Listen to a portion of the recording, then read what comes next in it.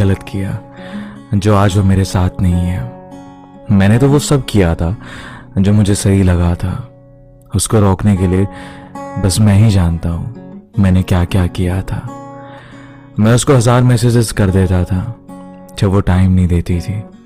पहले सब सही था, वो भी कॉल से मैसेजेस कर लेती थी, लेकिन पता नहीं फिर कैसे दिन बदलते गए, दिल बदलते गए और उसका टाइम भी बदल गया।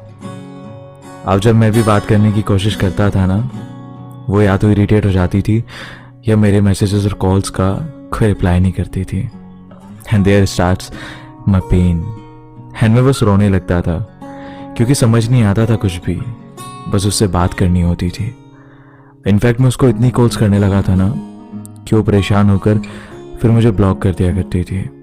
मेरे इतने कॉल्स करने के बाद, एंड बिलीव मी और नॉट, मुझे फिर से कॉल करने का मन करता था। मैं पता नहीं क्यों थकता नहीं था उसको रिक्वेस्ट करने के लिए। मैंने अपनी सेल्फ रिस्पेक्ट भी सब खत्म कर दी एंड उससे एक्सपेक्ट करने लगा कि वो शायद अभी भी मुझसे प्यार करती है, क्योंकि एक हफ्ते में या महीने में उसका भी एक मैसेज आ जाता था।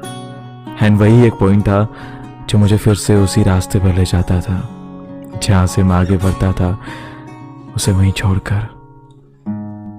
और मैं आज उसे गलत नहीं समझता, क्योंकि वो सही थी अपनी जगह, क्योंकि गलती सिर्फ मेरी थी। मैं उसे समझ नहीं सका। वो वही कर रही थी जो उसका दिल करता था, एंड मैं वही कर रहा था जो मेरा दिल करता था।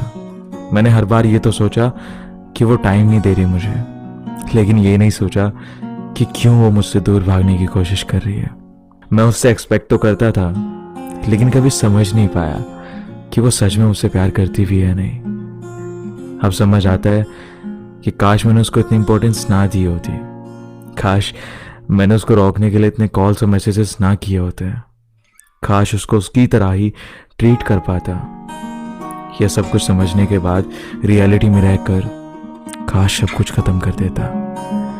लेकिन उस टाइम पे ना, इनमें से कोई भी ऑप्शन मुझे समझ नहीं आता था। समझ आया तब जब मैं वहां से आगे बढ़ गया। अगर तुम भी किसी से प्यार करते हो ना, तो तुम भी नहीं समझ पाओगे क्यों और क्या। तुम भी शायद उलझे हो और उलझे ही रहोगे जब तक तुम उससे एक्सपेक्ट करते रहोगे। एक बार अगर उसको जाने दिया ना, तो तुम्हें समझ आ जाएगा कि वो तुम्हारा था या नहीं। और ये समझना बहुत ज़रूरी होता है, क्योंकि प्यार इतनी आसानी से नहीं मिलता, और अगर मिलता तो शायद प्यार की वैल्यू नहीं रहती। किसी को ज़्यादा फोर्स मत करो तुमसे प्यार करने के लिए।